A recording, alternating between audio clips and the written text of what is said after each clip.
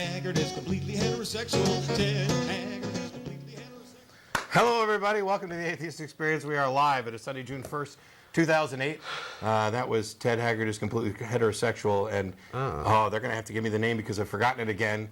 As you can see, we're doing week 2 of the Chroma Key experience because the CG stuff in the studio. This is all high-tech and new to me. I know. Martin's been gone for so long that... I've been outside the loop, and I've been lassoed and yanked back into it. And it's kind of nice. The cameras look like little robots. They do. They look like these tripods, from War of the Worlds and things. I mean, it's bizarre. They're not gonna zap you, but they are pretty slick.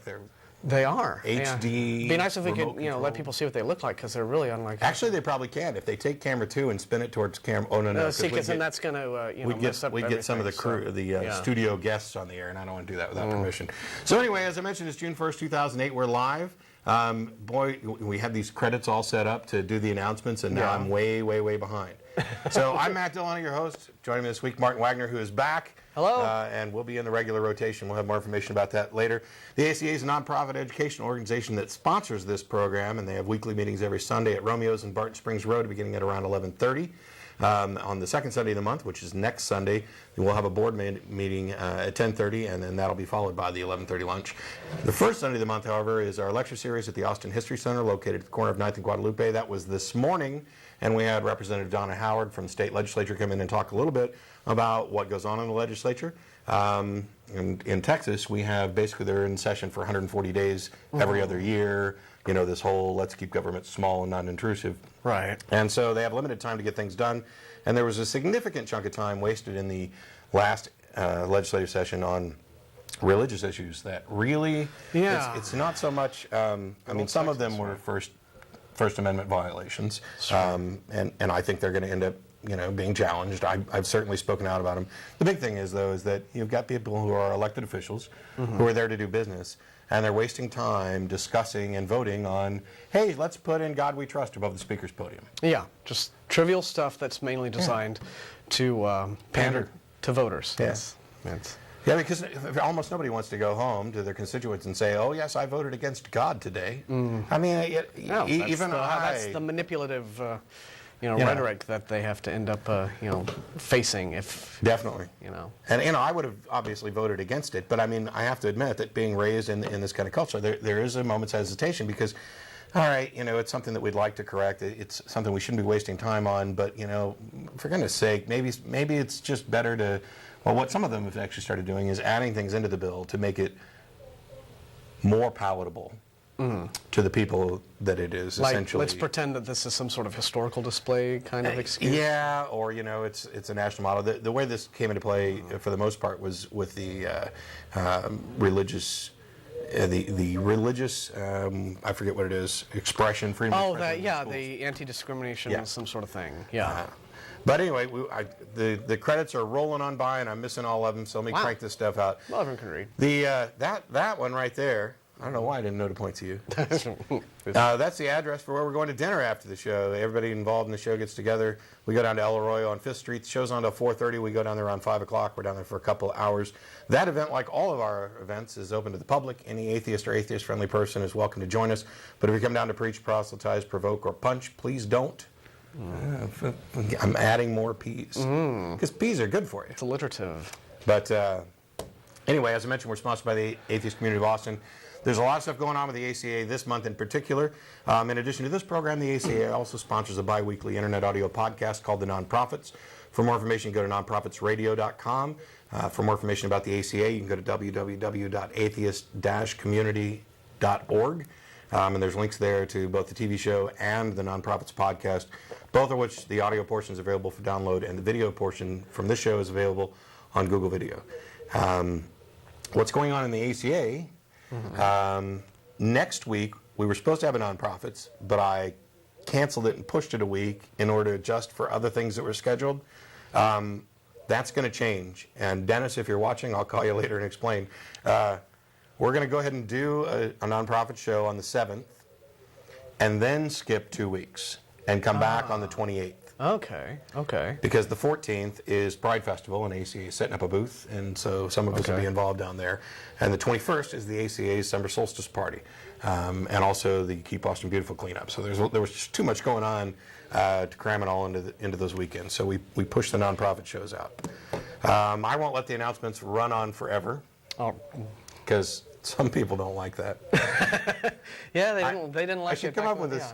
Ooh, we lost it. I should come up with this signal where, we've told them, we'll just fast forward till you see maybe the co-host talking. We stop now. This is the pause button. You can move up to this point. Okay. And now we're going to move on with the rest of the show. So you can just sort of like skip. Yeah. Yeah, the boring stuff, yeah. So what have you been up to? How you been? Oh, I've been all right. I've been fine. It's good to be back. By the way, we can put the number up. I know it's scheduled to come up. I bet it's not scheduled to come up for another... So all this stuff that's here, this minutes. is all like on a timer thing. It's all just automatically done. Right? Yeah, it was the best workaround, and it's really going to be good, except for today's the day when we don't really have a set topic or lecture to give. So yeah, I just sort of. Well, I was going to talk, about a few things just that had been crossing my mind lately, but mainly I decided to just come and chat with callers if we got any. And some Sundays are really big days for calls, and some aren't. So, well, if you know the number, you can go ahead and call in. And if I'm allowed to actually say it, which I can't remember if we're allowed to do that anymore or not, the studio will let me know. But let's talk about what you've been doing and what you're going to be doing. Well, what I've been doing that's been atheist-y in nature is mostly I've just been keeping my hand in on the Atheist Experience blog. That tends to be these days my outlet for my atheist activities. And that's been a lot of fun. It was set up as a team blog, and getting some people to contribute is, kind of like getting out the old bamboo shoots. But I understand that this man has a very full plate.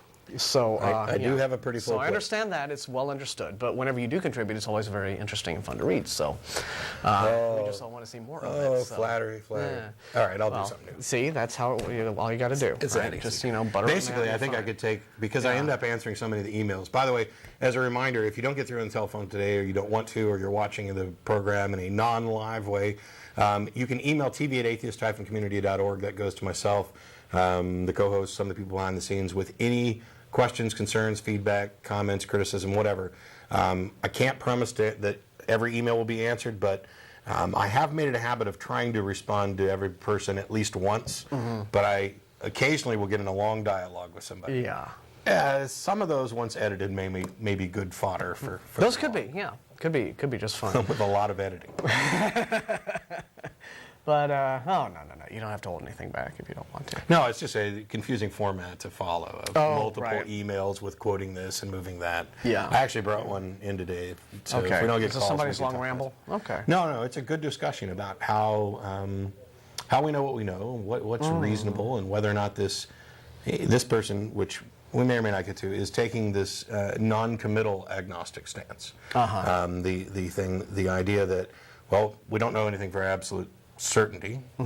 So one possibility is just as good as the other, and therefore I'm not going to take a position. Not quite. Yeah. Not quite. Yeah, so not quite that easily clear-cut. But yeah, it's the blog, like I said, has been my main outlet for atheism. Although last year I pulled myself out of my cave and went to the amazing meeting 5. Yeah. And this was back in January of '07. This is James Randi's sort of annual skeptics conference that he's been having, and it keeps getting bigger and bigger and bigger. And I went because my friends Thad and Stacey Engling had gone to TAM 4 and came back and raved about it and talked about just how it was this fantastic experience. And as it turned out, when January '07 rolled along, I had the money in hand and decided I need a vacation, so I went. And it was really, really terrific just listening to all these well-known skeptics as speakers in this, not just James Randi, but you had Michael Shermer and Christopher Hitchens, who can reliably be counted upon to be equally outrageous and insane and interesting at the same time. And then guys like Penn and Teller, they had Trey Parker and Matt Stone from South Park were there. Right. And it was just a blast. It was really, really a great fun. Also being back in Vegas, which I hadn't been to since 1990, and in that sort of bizarre environment. It's a strange environment for skeptics to have a conference in, because, you know, Vegas is all sold on these crazy delusions and dreams. Yeah. And so maybe that's part of the irony of the whole situation. But for this year, Randy pushed back TAM 6, the 612, to summer, not January, which means it's going to be hot, but it's a dry heat, so that's okay. Yeah, you know. They have air conditioning. They have cold drinks. And so that's happening the weekend of the 19th through the 22nd of June, so it's coming up in about 2-3 weeks. Yeah. And so I'll be heading out to that. And a lot more expensive to go to these kinds of things in this day and age, with just things costing what they cost. But I've actually decided to road trip it. Because I've worked out that even if gas is, say, $5 by that time, you know, I would still, in terms of what the airfares are, you know, be saving about $125. And I would get to make just a little vacation of it. I can, you know, go through Arizona, see all the beautiful, you know, spots through there, you know, the Petrified Forest and Lake Mead and the canyon, which I haven't actually seen with my own eyes. Well, you're going all out this year. Yeah, I mean, I thought, why not? I mean, all this kind of stuff is on the way, and so I thought, well, I'll just take a little time away from Austin and just make a nice leisurely trip of it and go, and then do the conference, come back. Yeah. And this year, PZ Myers from Feringula is going to be one of the speakers. You know, there can be some guys, you know, making repeat appearances, like Adam Savage from Mythbusters on Mythbusters. Right, you're despicable. On A&E, and they are on A&E, right? Discovery. Discovery, one of those networks that teach you things, or pretend to. Yeah, I don't know if Phil Plate's going to be back, but Richard Wiseman definitely is going to be there. And he was true. I talked to him quite a bit last year, because he does the whole thing of sort of psychic testing, debunking, stuff like that. And I chatted with Wiseman for a bit, because a few years ago I got into this edit war on Wikipedia with some ESP believer. This guy was a disciple of Rupert Sheldrake, who's the guy who thinks that, like, dogs and parrots are psychic. And Sheldrake had done this thing that got a lot of publicity in England, where he thought that he had proved that this woman's dog was psychic, because the dog could somehow accurately predict when she would, like, leave her place of work. And, you know, like, the minute she got up from her chair at work and left the building to, you know, take the bus or tube or whatever to get back home, the dog would perk up, you know, at that moment, and then, like, be waiting for her at the window, like dogs do, for her to arrive. And Sheldrake seemed to think that this was evidence of some sort of psychic, you know, mental activity on the part of the dog. So, Richard Wiseman went to this woman's house and just sort of set up cameras, you know, one day. And what did he find? Well, the dog is going back and forth to the window every 5 minutes all day long, you know. And if there's a squirrel outside, he goes to the window and looks at the squirrel. And if the mailman pulls up, he goes to the window and looks at the mail. The dog is just constantly going back and forth to the window, like dogs do, right? So kind of skeptical on the whole psychic thing. Yeah. And of course, you know, Sheldrake is you know, wildly spinning, you know, as a result of Wiseman's findings, that, oh, well, he got the same findings that I did, he just won't say so, and blah, blah, blah, blah, blah, you know, that sort of thing. Well, you know, the he did. You both found that the dog went to the window when the owner came home. Yeah. It's just that Wiseman went a bit further and found the dog was going to the window all the time. Yes, because Wiseman would, like, play people his whole tape, not just the bits he wanted them to see. Clever. So that was fun to talk to him about that, and so, but it really is, it's a terrific conference. Like I said, it's, you know, an expensive vacation to go to, but really worth it. You get to meet folks from all around the country. I met Reginald Findlay for the first time last year, the infidel guy, and he surprised me because he recognized me. And he said, "Yeah, Martin." I'm like, "Oh, hi." I guess so. I guess he'd been watching tapes of the old show, right? When Jeff and I and Ashley were on and all that sort of thing. You did this show for much longer than I've done it.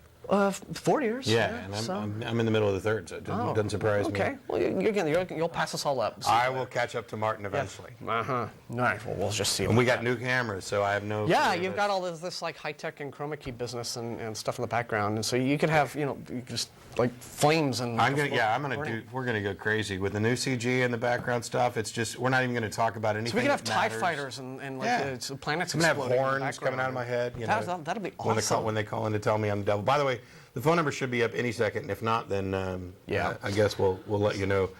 Yeah, I was wanting to go to TAM this weekend or this year because I've wanted to go every year, and it seems that there's always something comes up. Yeah. Either I'm between jobs or just the money's not there, or one year I just forgot about the timing, and by the time I figured out I was eligible to go, it was just too late. It's like, oh wow. So this year, as usual, I'm self-employed, so I'm on a short-term contract that actually ends. Scheduled to end the weekend of TAM. Yeah. And so planning an expensive vacation the weekend that you may become unemployed is probably not the smartest move. Yeah. But if I find out it's extended, I might try and sneak down. And one of the reasons, we've talked a lot about how magicians are often kind of prominently involved in skeptic movements and things. I mean, not just James Randi and Penn and Teller, but I mean, Jamie and Swiss and who will not be making it this year, unfortunately. And by the way, most of the guys, like Wiseman and Phil Plait and some others they've done some amateur magic. They have an interest in it. Yeah. It's something about the mindset and an understanding of how eager and willing we are to fool ourselves. Yeah. And how easily we can take some really good assumptions that would normally lead to really good inferences and abuse that. I mean, that's what the magicians do. So one of my big reasons for wanting to go this year is because Banachek is giving it's not just a lecture, it's a teaching session on memory techniques. Exactly. And I'm so frustrated at the things that I do forget. Yeah, and that has already sold out, damn it. So I know. So the thing that I was wanting to do also, which was the how to investigate haunted houses, a little workshop. Yes. Which I would have loved to have done. I think we should have taken a collection and sent all those haunted house show hosts to the lecture so they get some instruction on what they should be doing. The Banachek knocked me out last year just because what he does is incredible. He tells you straight, especially this audience at TAM, right, where it's all a big fat room full of skeptics. He'll tell you up front, nothing supernatural about what I do, nothing clairvoyant or any of that. I know how to. The disclaimer that it should be unnecessary. Right, exactly. I just know how to read faces. I know how to read expressions. I know how to do things that are sort of subliminally suggestive to you, so that you'll do the things that you'll give me the response that I'm looking to give you. And he would do stuff like, he'd pick a book up at random off a stack and just toss it out into the audience, and tell whoever caught it, open it to a random page. Go 3 lines. Go say pick 3 to 5 lines down and do that, and point to a word, and then within 2 or 3 guesses he'd get the word, and it would just I could not figure out for the life of me how he would do that, but he would he would get it, and the person outside would be like, "There's the word, all right." So and it's just all in terms of how to read individuals, and I guess, and read reactions and responses, which is what cold readers do, right? The people who advertise themselves as really being psychics, Sylvia Browne and John Edward and bozos like that. All they're doing is they'll say something like that wonderful Simpsons parody of John Edward, where he's like, "Okay, do I see an A, B, C, D, E, F, G," and the person's just sitting there, and then he'll get to some sort of letter in his cold reading, and the person will be like, and he'll zoom, and then the person doesn't realize it. It's just this completely unconscious sort of physical reaction, and he'll isolate that and go, "Aha." And that's how they make these gullible people think that they're really reading their minds. Yeah. So it's. In fairness, though, some of the explanations that you'll get, despite the fact that you think they're being honest with you, aren't necessarily the actual explanations of what's going on. Oh yeah. But the big thing is that the way the cold readers and a lot of these other similar type things work, humans are remarkably similar, especially in experience. It's not like. You could go to a small, like this undiscovered or untouched tribe that was all over the news, one of a handful that have had no outside communication, and of course they flew helicopters over, and they're getting ready to shoot arrows up at them, and you see that that their culture hasn't really changed much in the last several thousand years. Mm-hmm. You couldn't go to a place like that and do much of what the cold readers and mentalist routine, apart from things that are gimmicked or whatever, because not just the language barrier, but the cultural experience is different. Right. When you're doing a show, as let's say in America, there are elements of culture that we're completely unaware of that are almost ubiquitous. We have similar experiences in our lives because our lives are structured in the same way. You're born, you go through school for roughly the same number of years with some similar experiences. You know, the fat kids get bullied, the smart kids get bullied. So these build up this complex web of causality that lead to who we all are. Right.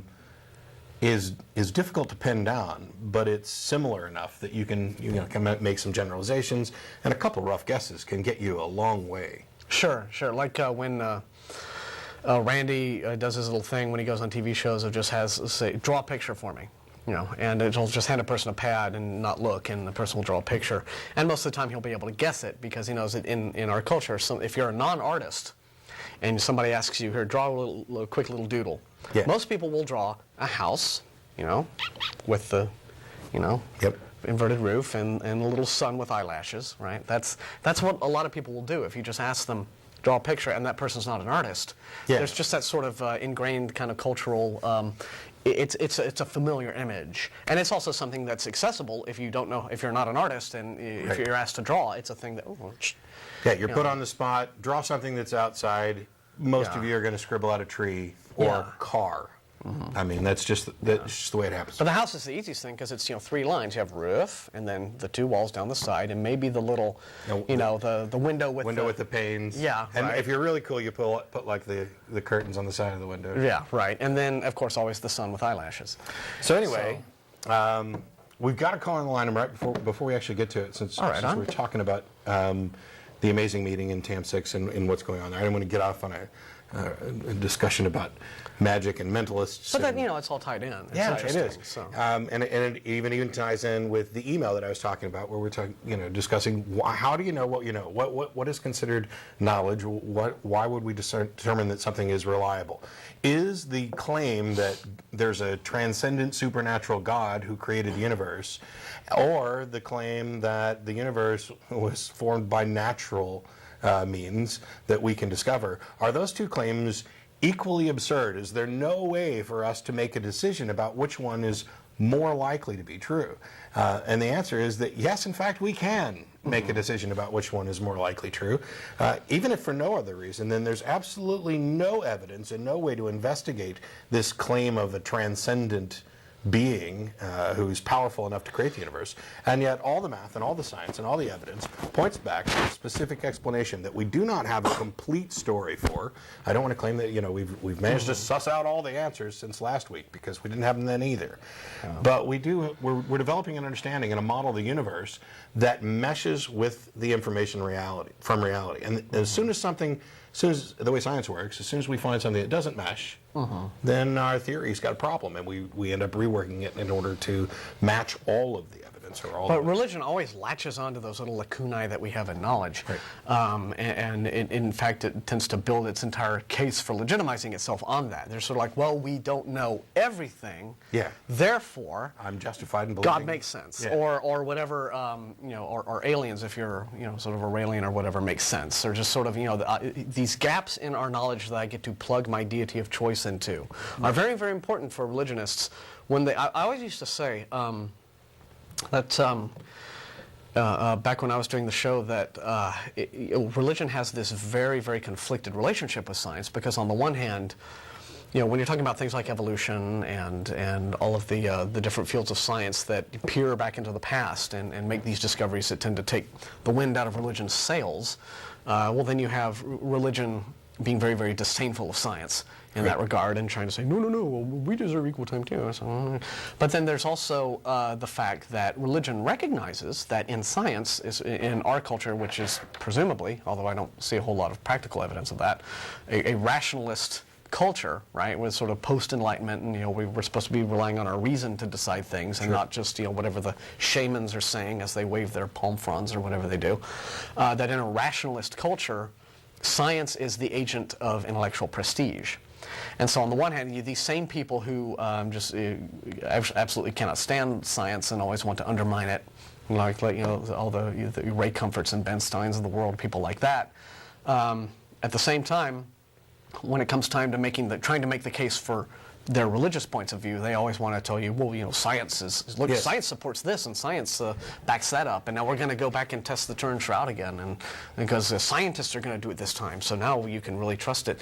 It's this oddly conflicted relationship between religion and science, where religion kind of wants it both ways. Want to be able to poo-poo science when science is sort of flipping the bird at religion and going, haha, guess what? We have an explanation, and it's not yours. But then when it comes time to want to be thought of as legitimate, they always try to do it from some sort of scientific angle. They want Right.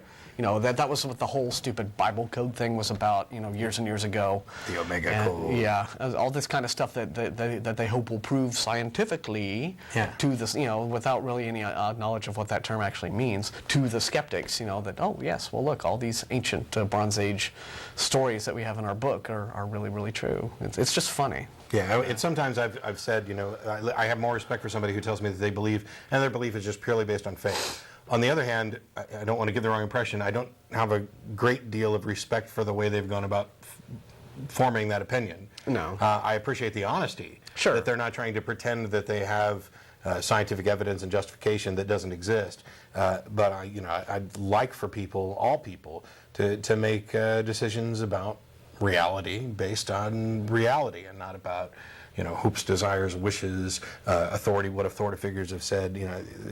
Really, essentially, we couldn't possibly investigate everything. I don't want to get on that topic. Yeah, well, right. We got If we get a call to that we got a effect, we'll caller get back waiting, on and it, there's but- probably other callers getting ready to call in, so I don't want to derail this. Hey, Steve, how you doing? Doing fine. How are you? Good. Thanks for waiting. I just the topic I been thinking about lately is just how poor people are at explaining why they do things. And not so much little things like I got in my car to go to work, but Right. explaining their motivation basically. And it's a difficult thing to do even on your own, to your own self. Why did I react that way? And you can sort of backfill your reasons with what you think is a good way of explaining things, but it's a really hard thing to do. I am very distrusting of people's ability to accurately explain their own motivations, at least without a lot of thought. And Yeah. I think that is a factor in a lot of disconnects people have when they're talking about things, because their explanation is, I think, faulty about their own motivation. Yeah, I think I'm in complete agreement. I don't know if maybe you've got a specific example you'd want to point out, but I think kind of what you're saying is that we don't have a good enough understanding of ourselves and why we do what we do, and the way our brains work, the way we go about not only making decisions but trying to understand decisions. We take lots and lots of mental shortcuts and assumptions and inferences, and maybe it's I can't even come up with a good example. There's got to be some situation that. I think a lot of it can be tied back to what you were talking about a few minutes ago in terms of all of us sort of growing up in the same culture with shared cultural experiences. And so the result of that is that people adopt many shared beliefs without really even thinking about it. In other words, it's just part of your cultural conditioning and programming. And so, whereas on the one hand, you'll have, for example, in the religious community, the real hyper-fundamentalists and the people who get out there and preach the stuff and who memorize Bible verses and write books and get into apologetics and that sort of thing. They're the folks who are really trying to kind of wrap their heads around the religious beliefs that they've been brought up in. I think a lot of people, a lot of your rank and file Christians, they say like the people who go to church on Easter and Christmas, and they say they believe in God, but their religious belief is not really a thing that they analyze to a great deal of it. They're sort of living the unexamined life in terms of that sort of thing, and they do it simply because, well, it doesn't occur to them not to do it, because it's part of, again, of their upbringing, their cultural, if you want to call it conditioning, programming, what have you, and so, when you actually try to sit a person down and say, well, think about this for a minute. Okay, you say you're opposed to gay marriage. Well, why? And then they'll give you this litany of reasons. Okay, well, think about that though. I mean, if you've been taught, say, by someone from the pulpit or just people in your bridge club or whatever, well, it's a threat to traditional marriage. Well, how? Well, think about that for a minute. Like, for example, if gay and lesbian couples are allowed to marry, and you're being told that's a threat to your marriage, what do you think will happen? You think the minute that becomes legal, Will it mean that you have to divorce your wife or husband and go marry someone of the same sex? Like that Onion article where, you know, the state of Massachusetts forces everyone to gay marry, or something like that. You know, if you think that that's really going to happen, of course, you know, just think about what you're being told. And I think a lot of people just sort of accept what they're told by authority figures and just by, again, their own upbringing and what they're absorbed in their culture. And it doesn't occur to them to kind of go, well, do I really need to? I mean, I think is there a Steve's good reason point, for believing that? Not only do I agree with the point that Steve's making, I think we could set aside religious or contentious issues and just concentrate on simple things. Slapstick comedy. Why do I laugh at that? Why would I laugh at somebody else being injured? Because it's not just what happens on the screen. I mean, if I'm walking down an aisle at a grocery store and you know somebody slips and falls and busts their butt, I'm tempted to laugh.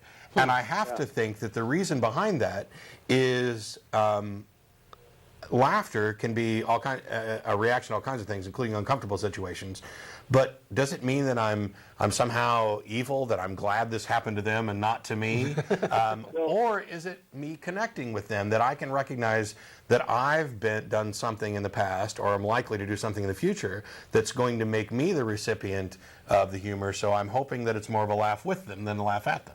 Well, laughter is one of those involuntary kind of responses that you do it, and then you'd like to explain why you did it in a way that doesn't feel like you're a bad person. But, you know, it's really hard to be so controlled that you don't laugh when you think something's funny. I mean, no matter whether you should or shouldn't. Yeah, I hear a lot of, you know, there's that nervous laughter, right, which you let loose whenever you're not quite sure how to respond to something. You get some strange... Like when somebody's told a racist joke and around a group of people, and you get like nervous laughter. Yeah, or something like something. You're like, another or when someone example slips and falls. that I was just thinking about, you know, when you feel like you should stop and help somebody, or you know, you pull over and help somebody, or you've done something, I guess, good, but why did you do it? And you could go back and say, well, I was raised that way, or, you know, I know I'm supposed to be that way, or I wish I analyzed it and thought, well, if I do this, then maybe people will help me. But really, I think it's more like laughing in a way. It's like at the moment when you see it, it's like, I should do this, and then you kind of create the explanation when you think about it later. At least, well, I'm not saying everyone is like that, but I feel like I'm not necessarily aware of my immediate reasons for doing things. Yeah. Mm-hmm. And when you get into the discussion of morality and why people are moral or immoral or whatever, or how they make those decisions, I think that's when this comes into play a lot. That we do act a certain way, and we do care about other people, or we are motivated somehow to do things that are participating in taking care of each other. But why do we do it? Well, you know, we don't just sit down and plan it out with a carefully 17-point plan of, you know, exactly why. It's sure, but I think that's actually one of the benefits. I'm not saying that we don't understand. And one of the benefits one of the benefits is that we can sit down and suss out what would be an appropriate ethical action in a given situation and why. Granted, it's going to be perhaps slightly different for different individuals, but that is something we can actually talk about and kind of come to some decision. You're talking about pulling over to help somebody on the side of the road. I've been in situations where I've done it. I'm sure, well, maybe not most people, but quite a few people have pulled over and helped someone on the side of the road. And I've also driven right past somebody who obviously needed assistance, even when I didn't have anything, you know, I wasn't in a hurry to get somewhere. Yeah, it's never this sort of consistent thing, or sometimes, or maybe with some people it is, but I think with most people, you'll tend to have a situation where, you'll just do it.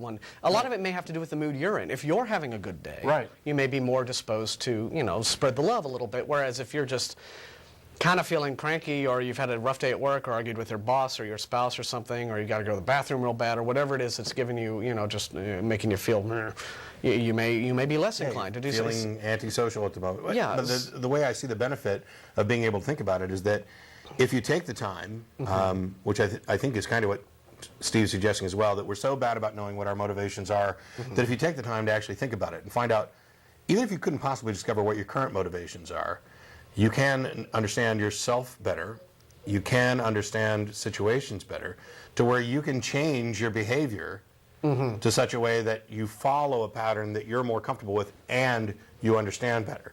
To where you can say, I mean, I could sit here right now and tell myself, anytime that I am not in a hurry to get somewhere, where I am not in a time-critical situation, and there's somebody on the side of the road who needs assistance, I should pull over and stop and help them. Why should I do that? Well, I think probably the best explanation comes from the promotion of memes. That if we had more, and it kind of ties into one of my ethical propositions, which is, if everybody did this, would the world be a better place or a worse place?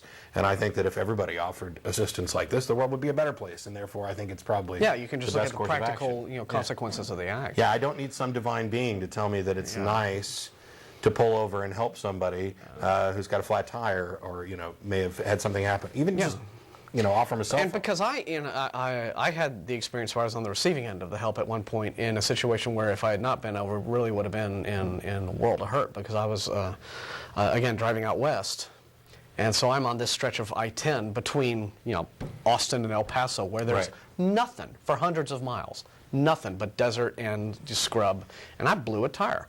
And so I look at it, and of course the spare is it is an old hand-me-down car from my mom. So open the trunk, no spare.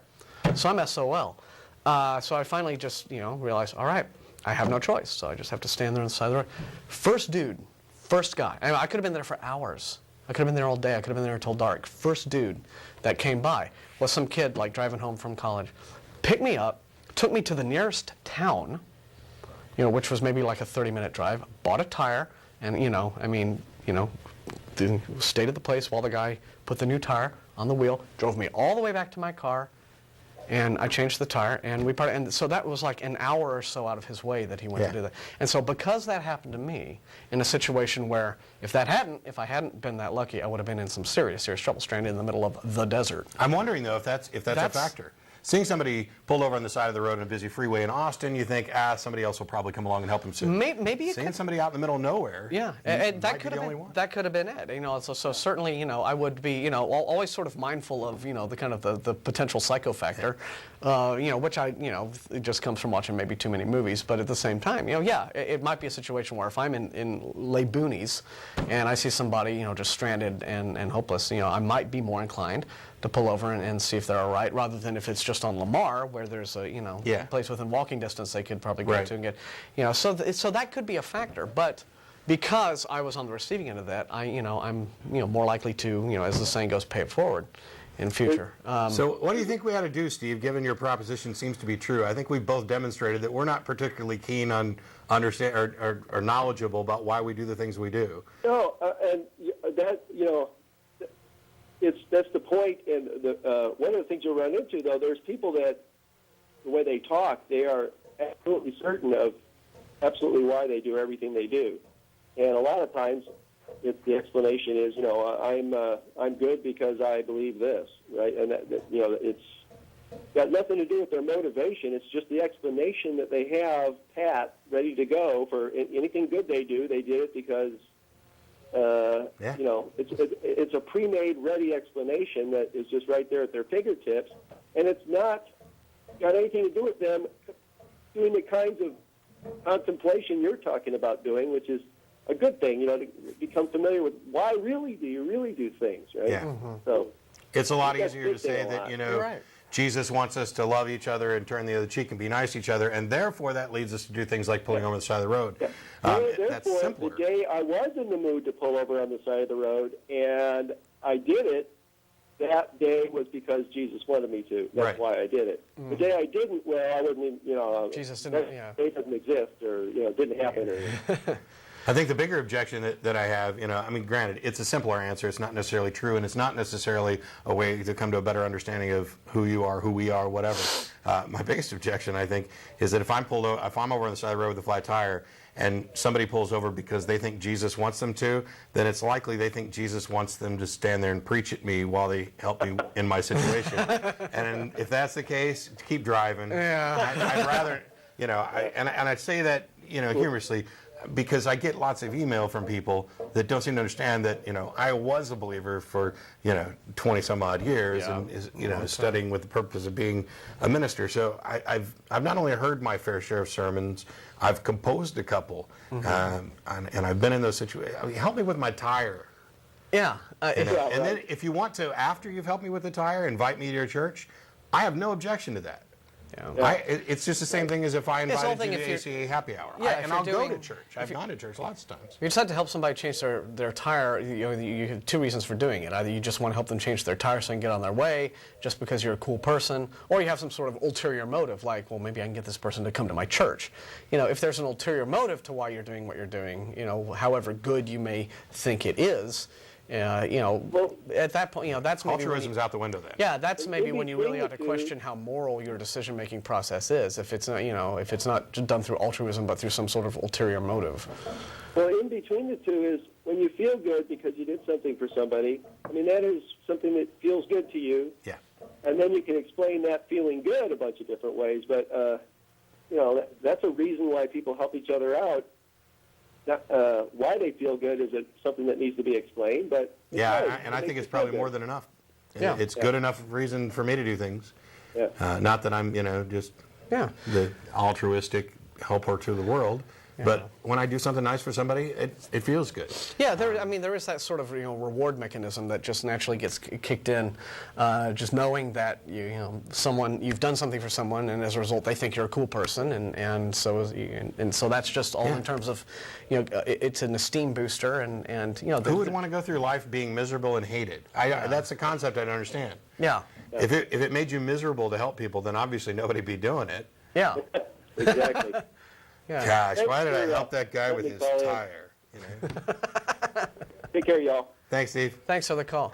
That's interesting. Interesting thing to think about. Yeah. We really, really don't think a lot of times about why we do what we do. We do a lot of stuff in terms of just it just could be ingrained in our personalities, and that's based on lifetime of experiences. Yeah. Like I said, for my example, I really hadn't thought about that kind of situation that I was in West Texas until I was in it. Right. And then that sort of made me realize, I could have been in a great deal of trouble then. And so I'm very grateful to this guy for going out of his way to help me out. If I'm ever in that situation, I hope that I can be, someone who does the same thing and who, is that kind of a helper.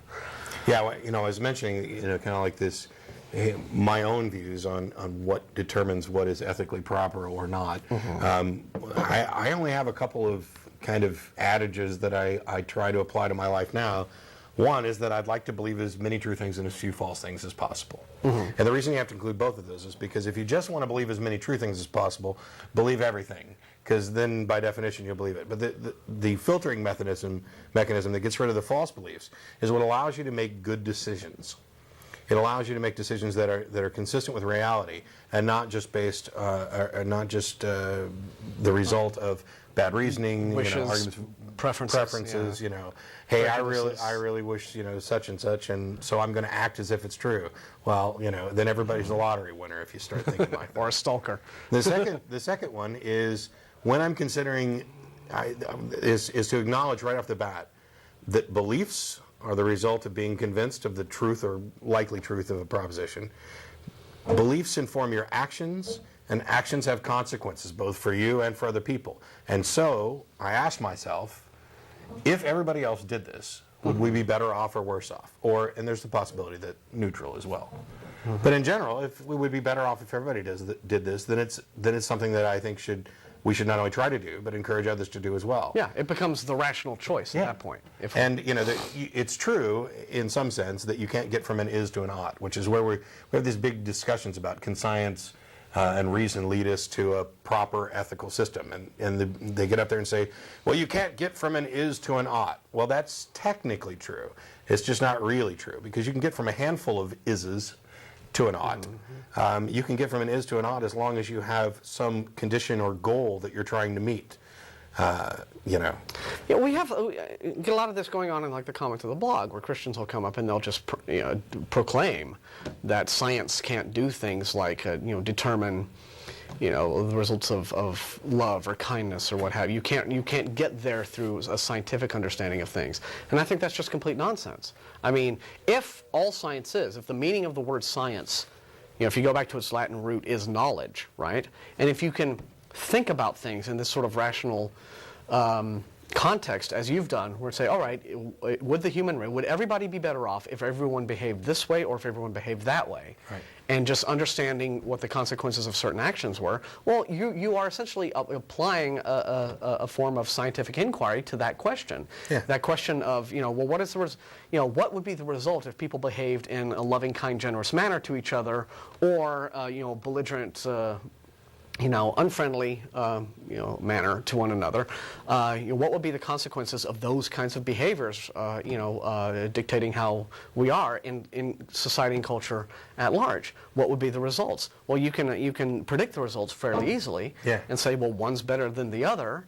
That's a form of scientific inquiry. Yeah, I don't need to know what the absolute best or absolute worst action is to be able to take two actions and consequences and figure out which one's better and which one's worse. We often have had discussions when we talk about ethics and morality of, well, you atheists don't believe in anything. You're these moral subjectivists where you can just pick whatever.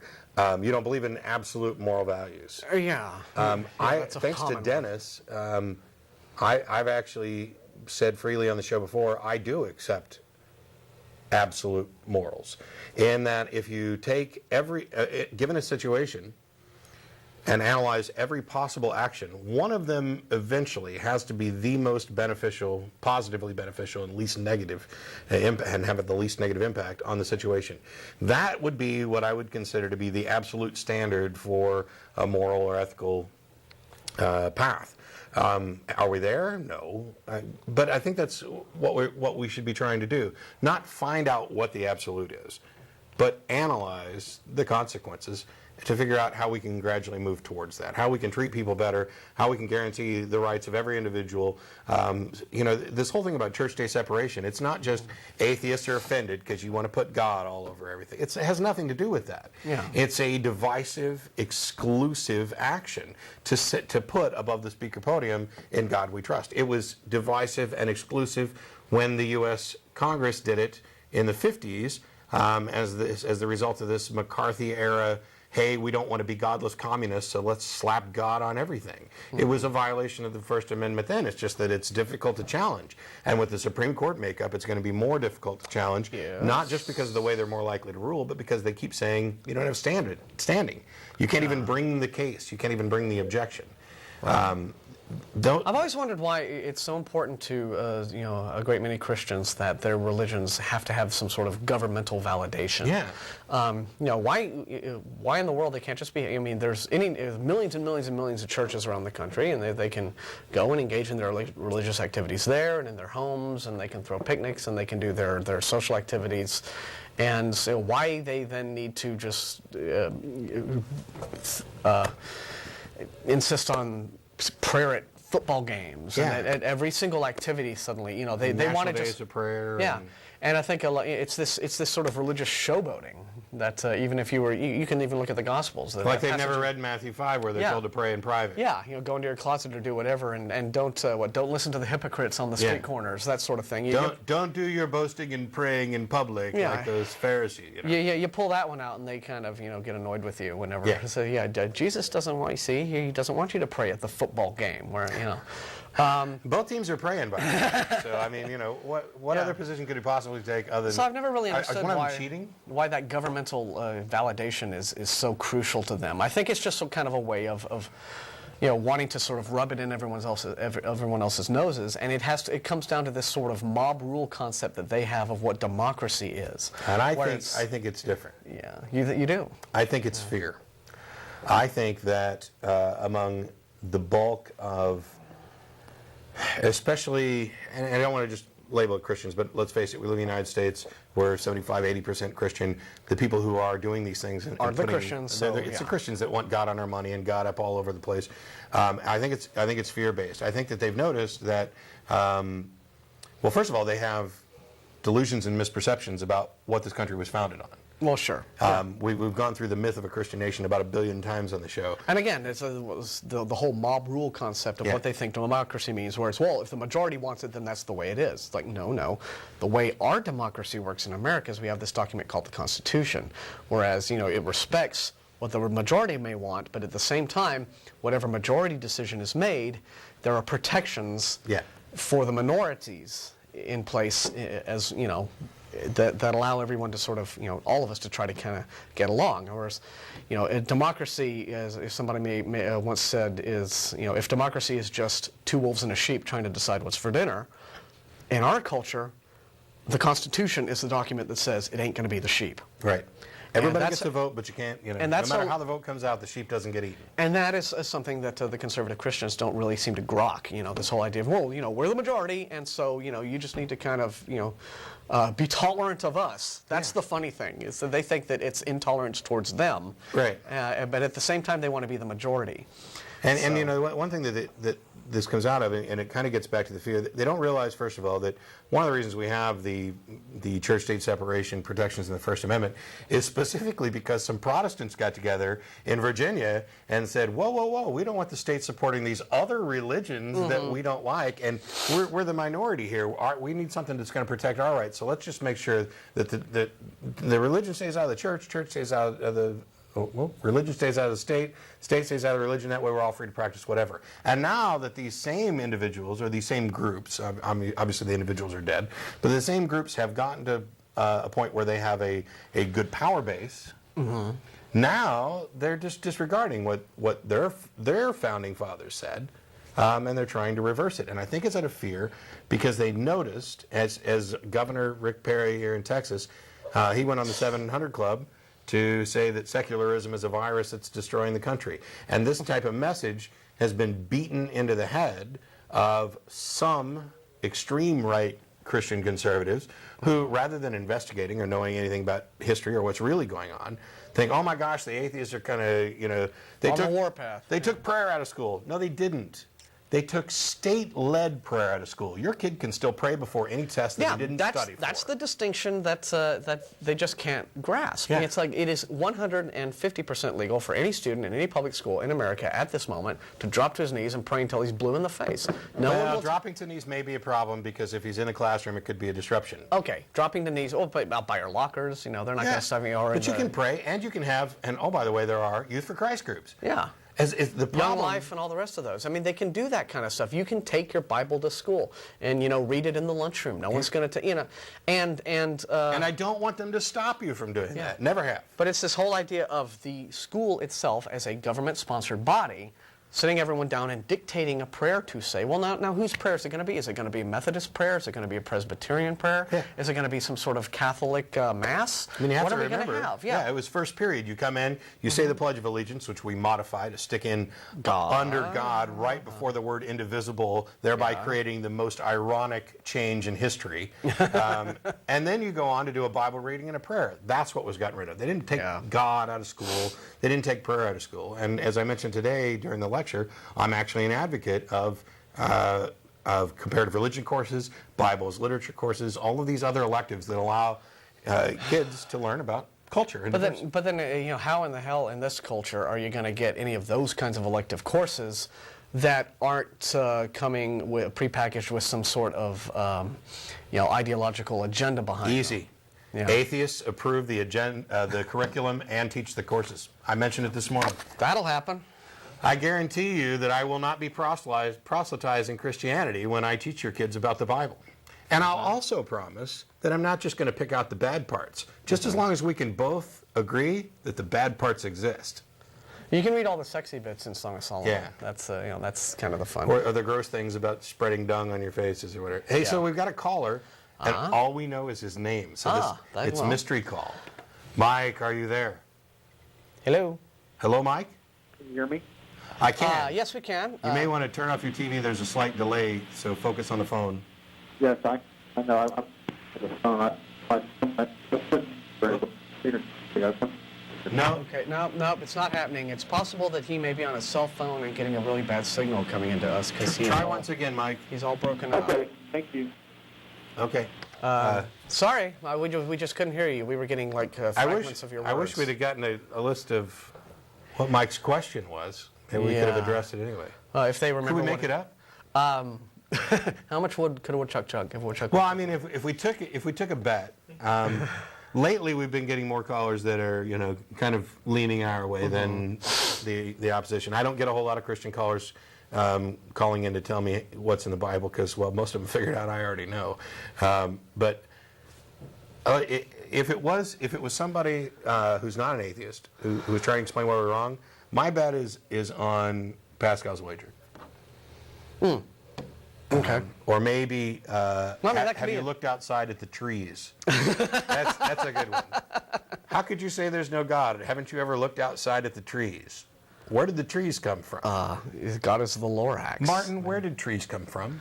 Well, once upon a time there was a mommy tree and a daddy tree who loved each other very much. Oh, no. Yes. And the rest of it you can read about in Song of Solomon. Oh. Yeah, because where it gets all hot and sweaty. And my favorite my favorite. That's an interesting thing. It's you do seem to get, and I see this on the blog quite a bit. You'll get some a guy who's like just discovered apologetics in his church or some Sunday school class, or some guy comes by and he'll hit you. He's watched The Way of the Master series and and they he's ready to tackle us evil baby killing atheists. Every time we think we've put something really, really silly like Pascal's wager to bed, along comes some guy who, and of course we're not saying Mike may very well have had an incredibly intelligent. We're just like going on and on. Mike being a brilliant guy, smart guy, but and the control room doesn't remember what his question was, even if he gave it. But they come on and they think it's this incredibly brilliant stumper that they can hit us with. It's sort of like, whoa, you can't prove God doesn't exist. So it's like, and the whole one that we got recently on the blog was this whole sort of the whole atheism requires as much faith as belief that one, and we got the usual litany of you can't prove that a God doesn't exist, so therefore both so not believing in God is just as much of a faith choice as believing in God. And at that point it becomes the whole argument from appeal to popularity fallacy, right? Almost, yeah. That's usually the direction it goes. And the way I customarily respond to those is to tell them, all right, take that sentence that you just wrote, if you don't believe in God, delete God and insert any other mythical creature that you can think of right now. Flying spaghetti monster, unicorns, leprechauns. It takes as much faith not to believe in leprechauns as it does to believe in leprechauns. So which do you choose? So clearly this isn't how knowledge works. This isn't how we look at evidence. So the examples that I used in the email, because this is exactly what this guy did. Is this one of the emails that you were talking about? Oh, yeah. Okay. It's fairies, pixies, ghosts, Bigfoot, souls, afterlives, unicorns, dragons, telepathy, etc. Right. Yeah. All of those things. I mean, two things don't become equally likely just because you cannot absolutely confirm either of them. Right. It's not just. I mean, we can't. The religious can't prove that God exists, and you atheists can't prove that He doesn't. Well, first of all, we don't have any burden of proof. Those making the claim that something exists have a burden of proof, and if they fail to meet it, disbelief, rejection of their claim is justified. And if you're not buying that position, again, just pretend we're not talking about God, and pretend that we are talking about the Loch Ness Monster. Loch Ness Monster, because that wasn't on my list. Yeah. So those people who claim that the Loch Ness Monster exists have a burden of proof. If they fail to meet it, disbelieving their claim is what is justified. Now, do people who decide they don't believe in the Loch Ness Monster have an equal amount of proof, a burden of proof, to say, no, this thing doesn't exist? No. Right. That's because, again, the burden of proof for any claim, especially if it's an extraordinary claim, always is going to rely on the person claiming the existence of the thing in question. If Matt tells me he's got some invisible dragon living in his backyard, it's not up to me to prove to him that his invisible dragon doesn't exist. Now, there's different positions, and this is something that I'm actually trying to touch a little bit on in the next lecture, which kind of uses Venn diagrams to show the difference between truth values and what our beliefs are about truth values. Mm-hmm. Because in truth, God either exists or He doesn't exist. Those are the only two possibilities for any definition of God. It's either exists or doesn't exist, true or not true. However, your belief state on those can be varied. You can believe a God exists, You cannot believe a God exists, which is everything outside of that. You can believe that no gods exist, which is an opposite proposition. And for the sake of this discussion, we are assuming that we know what is even meant by the term God. Yes, right? and it's all dependent on definitions. So the thing is where do your labels fit? You know, a theist is somebody who believes in God, and an atheist, or perhaps you'd prefer non-theist, is anybody who doesn't. And then you have an agnostic is this kind of attempt at a middle ground, but in actuality they're atheists, non-theists as well, because they're not accepting the theist proposition. If, however, I claim that I am a Gnostic theist, that I believe in fact that there are no gods, which is something I'll claim as long as we can agree that knowledge is not absolute certainty, it's just a degree of belief. Mm-hmm. And I want to convince you of that, then I have a burden of proof.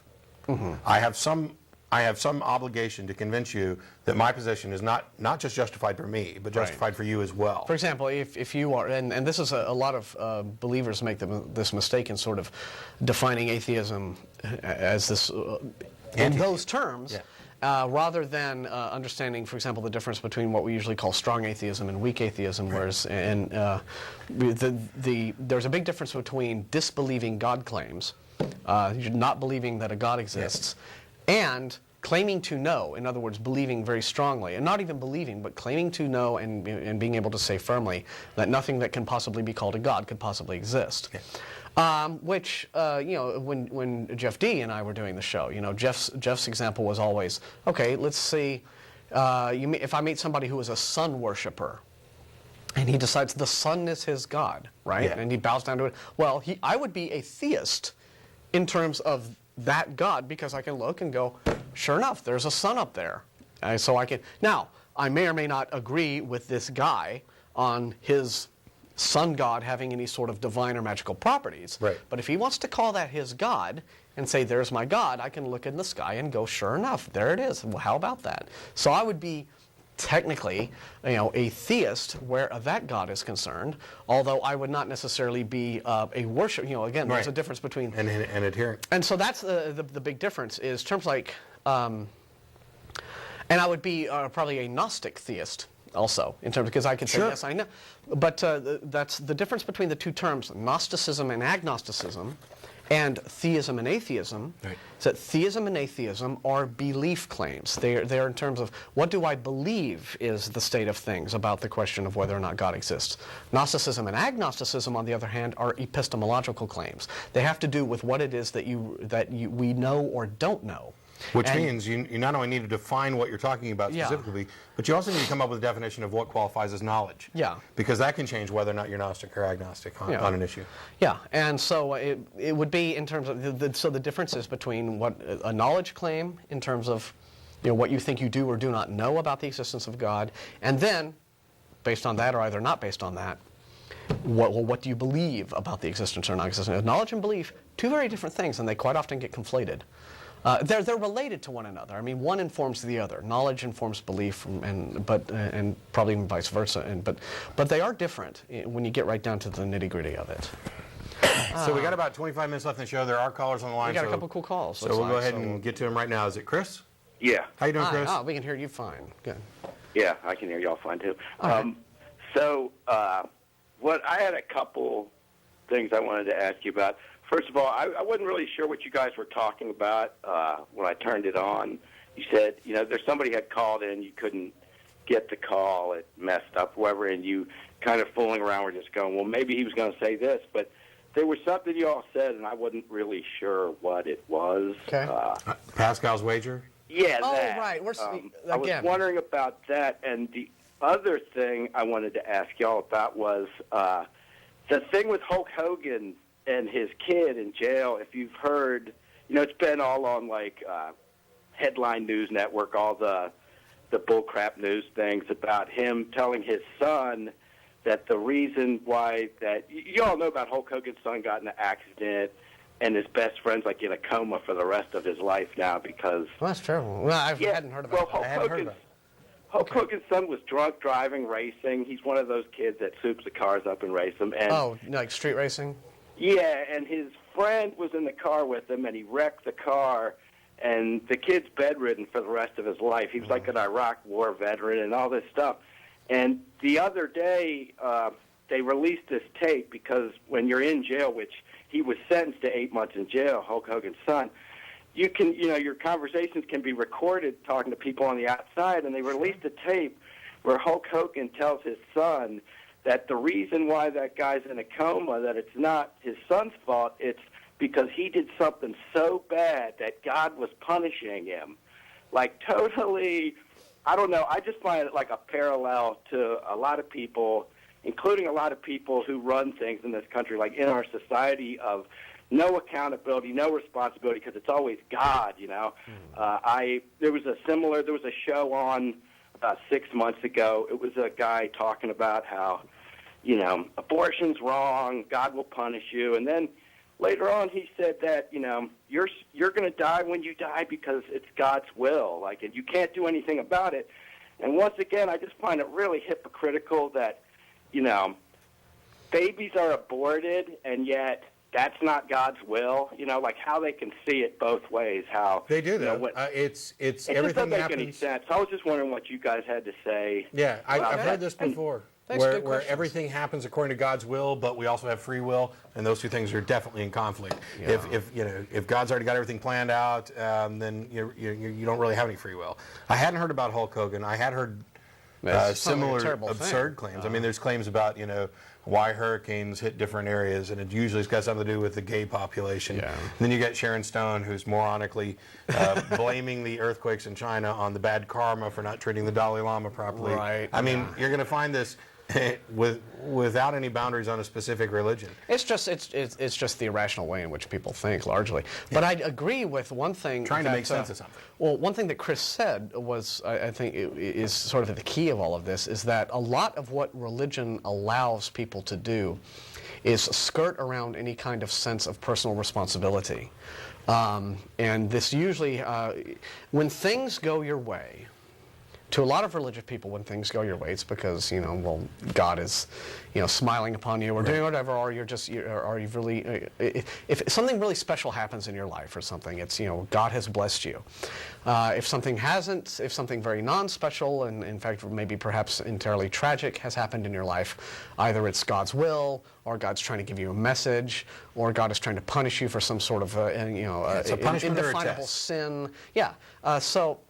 And a lot of it simply has to do with just not really wanting to either take responsibility, especially when it's a case of something going wrong. Yeah. God's trying to tell you something when perhaps the real reason is you screwed up, or you just a lot of people don't really want to take that responsibility, and I think that a lot of what religion allows believers to think is, it not only gives believers an excuse, a handy sort of divine excuse to avoid responsibility when responsibility is uncomfortable, but it also gives them, I think, an excuse to justify and validate things that they have already decided based upon their own map of the world, their own way that they've constructed what they think is right and wrong, some sort of divine validation. So, for example, if you're a Christian and you are a homophobe, well, you'll be able to find some sort of, you'll be able to say that it's because it's against God, and God disdains this sort of thing, and He hates it, and so that justifies me being homophobic. On the other hand, if you are the sort of Christian whose attitude about God is, well, no, God is love, and He loves everyone. Inclusive, yeah. Then you will be against the homophobic conservative Christians, and you will say to yourself, well, it's because God really isn't like that. No, God loves everyone, so God agrees with me, not you.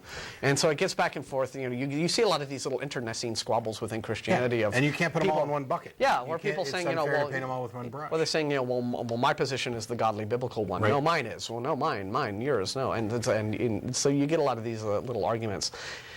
So yeah, I think a lot of it is trying to either A, avoid responsibility, or B, try to just get godly validation for whatever it is, however you've chosen to be as a person, and with your attitudes and beliefs and prejudices. Might also be a good time, because we get asked every now and then, oh, you guys just go on the show and you rail about everything that's wrong with religion. Well, I mean, Well, we are atheists, right? And so a lot of that it comes with the territory. if you see something as a problem and you don't want to speak about it as a problem, I don't know what your problem is. Yeah. I think people sort of expect us as atheists to explain why we're atheists, and a lot of that involves explaining what we think is wrong with religious belief. Tell me what's such a good thing about atheism. Well, it's not like atheism is a thing. It's not a philosophy. It's not a dogma. It's not a worldview. It's simply a response to theism. It is a response to theistic claims. But if you want to talk about what advantages there are to having a life free of superstition and dogma and religion, this is an area where I think there's a huge, huge benefit. And that is, as I mentioned before, about considering the consequences of your action, but also taking personal responsibility. Because not only do I have to now take responsibility for my actions, I don't have anything else to blame them on other than me, but I also get to take credit for the things that I do right. When I also deal with reality on reality's terms, I have no fear that because I almost got hit by a car, maybe that was God's way of telling me, I don't know, leave for work earlier, get up, or whatever. Yeah. I don't even understand, despite the years believing things like that, I can't even quite get the mentality anymore. But what I can appreciate is that my life is my own.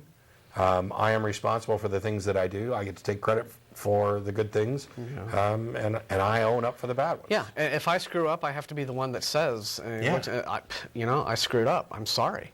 I screwed up. Ingersoll's quote, if I owe Jones $5 and God forgives me, that doesn't do anything for Jones. He's still out $5. Yeah. And it really does burn me up a lot of times when you'll see these very prominent public figures, and not necessarily maybe the Ted Haggard types, that kind of guy, and they'll sort of half-heartedly admit, yes, I made a mistake, I'm very sorry, I've sinned, it's a bad thing, but I know that if I pray hard enough for something, God will forgive me. Which, in other words, is saying, that's basically their way of saying, okay, I've already really kind of forgiven myself, because I can, because if I just decide that I don't want to be responsible for a thing I've done, I just won't be. I'll skirt that, but what I'll do is I'll make this big show of weeping in front of a television camera, and I'll say, but now I'm going to go and go away somewhere and pray and fast for a long time. And when I come out of that, I will be forgiven by God, and it'll just be a blank slate for me, and it's all better now. Or even worse, his transgression that he's willing to admit to was God's way of humbling him to lead him in a new direction, to show him what he needs to be doing. And now that God has forgiven me, I can start over. And so it's all like, it's this funny sort of moral MasterCard that you get from Christianity, where God just pays the bills and you have this unlimited credit balance that you can just sort of run up. And because at the end of the month, God will just pay the bill for you, and you don't have to worry about it. And in fact, Jesus already paid all the bills 2,000 years ago when he died for your sins, so you can just do whatever, right? Well, with Ted Haggard, the weird thing about that was that he didn't even say, I was wrong. He said, the devil made me do it. So he didn't really even take responsibility. And, not as if what he was doing was actually wrong. It was just wrong as far as his religion goes. It's not like, oh, my God, he slept with a man. Like, that's so wrong. Well, it's only wrong as far as... Well, what was wrong was the way he went about it. What was wrong was years and years ago when he probably did find out he was gay but couldn't admit it because of his religious indoctrination, being very anti-gay. Went on to live this lie of being a married man and becoming a preacher and raising a family, and then going around and doing all his gay stuff on the down low by hiring male prostitutes. Instead of just, going through that, sure, there would have been that struggle when he was a young man, realizing that he was attracted to other men, but the right thing to have done would have been honest with himself and gone on to live his life. It was fascinating that the very same week that the whole Haggard scandal was exploding, and it was all sorts of wonderful late night joke fodder, and it was the greatest thing ever. I mean, if you were an atheist, right? I mean, here you have Ted Haggard, the leader of this president of this 30 million member evangelical Christian organization, the biggest Christian organization in the country, turns out to be this adulterous, drug abusing, whoremongering sodomite. I mean, it doesn't get better than that. And that same week that all this anguish and strife was going on in the Christian community about that, Doogie Howser, Neil Patrick Harris, came out as a gay man, and it was like this big happy, time of his life, and it was this real positive experience. And just contrasting the experience of Neil Patrick Harris and Ted Haggard in terms of just the way that they approached their, their homosexuality. And so clearly the one was very, very damaging, Ted Haggard's, and the other has turned out to be a really positive thing for Neil. And not to make Haggard a victim, Well, he's a don't- victim of his own dishonesty, his own self-loathing. Well, his own he's in a religion that has taught him to hate himself. who he is. Yeah. From the, that just baffles me. Yeah. I don't know, and I've met plenty of homosexuals who are part of different Christian churches and whatever. Yeah. Some of them are in churches that are, liberal and accepting of homosexuality. Some of them are in Catholic churches and things Where like they kind that. of have to hide that part Where, of themselves? Or they have to pretend to be something they're not, or they have to feel guilty about being who they are, or it's not a sin for them to be gay, it's just a sin for them to act gay. Yeah. So as long as they pretend, it's like that, as long, I don't mind gay people as long as they pretend they're straight. Yeah. I laughed my ass off when I saw a bumper sticker the other day that says, I don't mind straight people as long as they pretend they're gay. Right, Which yeah. is, it's great. And a gay friend of mine has a T-shirt that he likes to wear a lot that says "Nobody knows I'm gay," which I think is the funniest thing ever. So, you can't live in Austin and not know a lot of gay people. So you can see firsthand exactly just how it is that depending on what sort of upbringing they've had and the way that has informed how they live their lives and just face up to who they are as a person. And usually I find that the more religious upbringing they have, the more that they are conflicted and have a lot of self-esteem issues. Yeah. Anyway, I think poor old Alex is... Yeah, Alex has been waiting. Chris, I'll try to promise. I promise that we'll try to do a quick summary of Pascal's wager before we close for the day. All right, thanks. But if not, you can Google it. I mean, And you can also go to ironchariots.org, which is our counterapologetics wiki. Russell, myself, and a bunch of other listeners to AE and nonprofits have been putting stuff up there. Pascal's wager's covered pretty good there, but I might do a summary again. Who knows? Yeah. right, But because it's a real common argument, so you should be able to Google it and find all kinds of... Basically, it comes down to I'm gonna make the safe bet, which isn't safe at all. Yeah, it's all kind of cost-benefit analysis in terms of what you believe, right? So, Alex, you on the line? Yeah. Hi, you doing? thanks for waiting. I'd like to know if at some point you guys were Christians and then made a choice not to believe in that, or what's the deal? Okay, thanks. We can do... Sure. Yeah. I Rock, was. paper, scissors, who starts? I don't think it's a choice. I didn't make a choice. I don't think you choose what your beliefs are. I think your beliefs are the result of being convinced of the truth of something. I was raised primarily Southern Baptist, went to a bunch of different churches, usually Baptist. I was a Christian to varying degrees at different times in my life, from the age of 5 to, and I was more active as a teenager, both with church stuff and, with mission opportunities.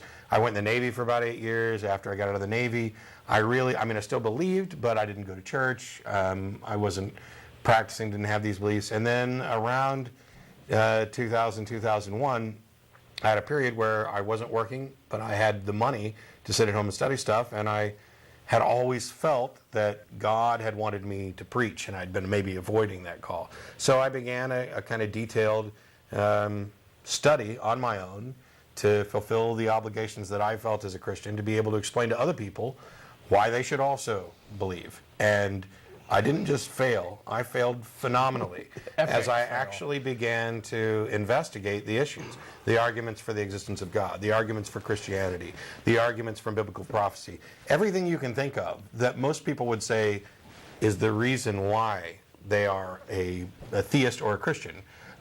When I investigated it honestly, with no preconceptions, I found that they all failed, that the objections of the skeptics and the atheists and the agnostics and by the way, the people from other religions. If you want to find out what's wrong with your religion, one of the best places you can go is to some other religion.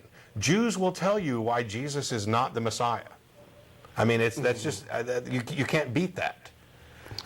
And over a period of a couple of years, I eventually had to acknowledge, not a choice in belief, but that I had been convinced that my previous beliefs were wrong, that I was mistaken. I was misled by bad information, by preconceptions and preferences, by overemphasizing feelings and the unexplained. Like, you're in church and you're singing a song and you get goosebumps. Well, so what? Once upon a time, that was impactful. Now I realize I can get goosebumps from listening to secular music or watching secular movies, or for any number of reasons, that there's nothing real behind that. You're just sort of hitting your limbic system there. Yeah. Yeah. My experience was not quite as scholarly as yours, but again, I did have a Christian upbringing. My parents, to this day, they're devout Episcopalians now. But when That's like Christianity Light, though, isn't it? Well, in terms of not being, hardcore right-wing, Southern Baptists. And the Baptist church, again, like you, was the one that I was actually raised in. And it was only until after I got out of the house that they decided, well, we want to go back to the Episcopal church. So baptism leads to atheism.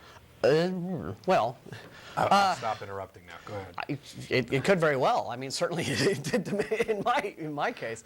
A lot of people, a lot of believers that I talk to are really, really baffled when I tell them that I have nothing but incredibly pleasant experiences of being a youth in church and doing all the activities and all the fun stuff we used to do. When I was 14 in 8th grade, I went to a church camp that summer, and that was a blast. And I saw what, to this day, I think is the ultimate exercise in sort of, pastoral manipulation in terms of how to work an audience from the guy who was the guest pastor at that camp.